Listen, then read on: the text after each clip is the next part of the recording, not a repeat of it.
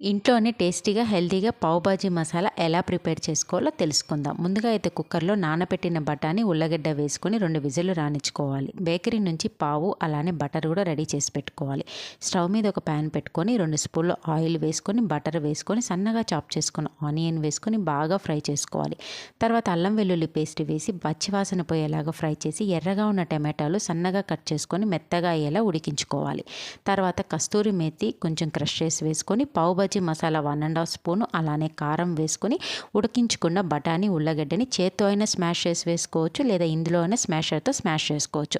బాగా మసాలా అంతా కలిసేలాగా కలుపుకొని తర్వాత కాస్త వాటర్ పోసుకొని ఒక 5 to 6 మినిట్స్ వరకు మీడియం ఫ్లేమ్లో దగ్గర అయ్యేలాగా గ్రేవీ లాగా తయారయ్యేంత వరకు ఉడికించుకోవాలి. ఈలోపు దోశ ప్యాన్ పెట్టుకొని బటర్ వేసుకొని పావు అన్నది రోస్ట్ చేసుకుంటే పావు బాజీ మసాలా టేస్టీగా హెల్తీగా ఇంట్లోనే ప్రిపేర్ చేసుకోవచ్చు. మరి బయట ఎందుకండి వెళ్ళి తినడం, ఇంట్లోనే ప్రిపేర్ చేసేసుకోవచ్చుగా.